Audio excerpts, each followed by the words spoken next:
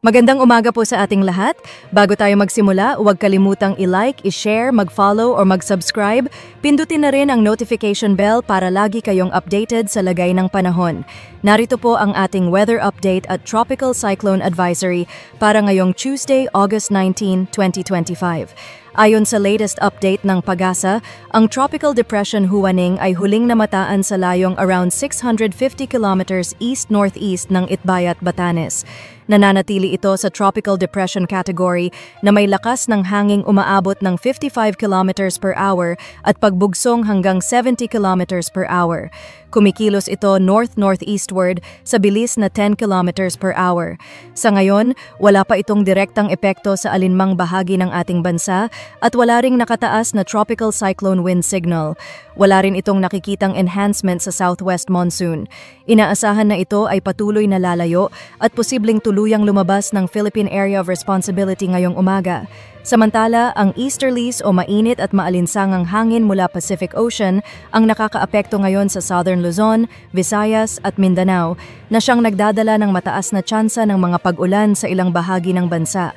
Bukod dito, may binabantayang low-pressure area sa labas ng ating Philippine Area of Responsibility. Huli itong namataan sa layong 1,810 kilometers east ng Eastern Visayas.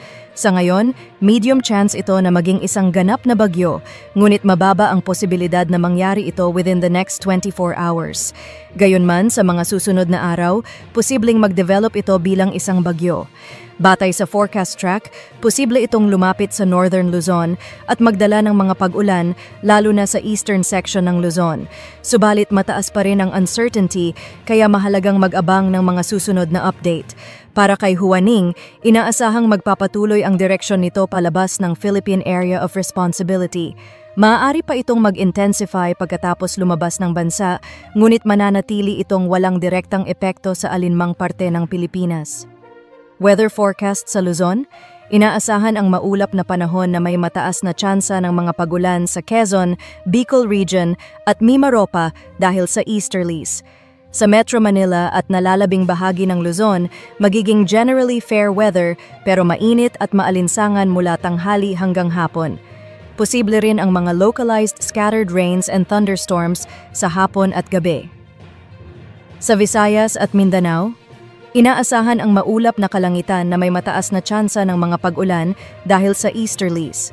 Sa Kalayaan Islands, magiging maaliwalas ang panahon maliban sa mga localized scattered rains and thunderstorms sa hapon at gabi.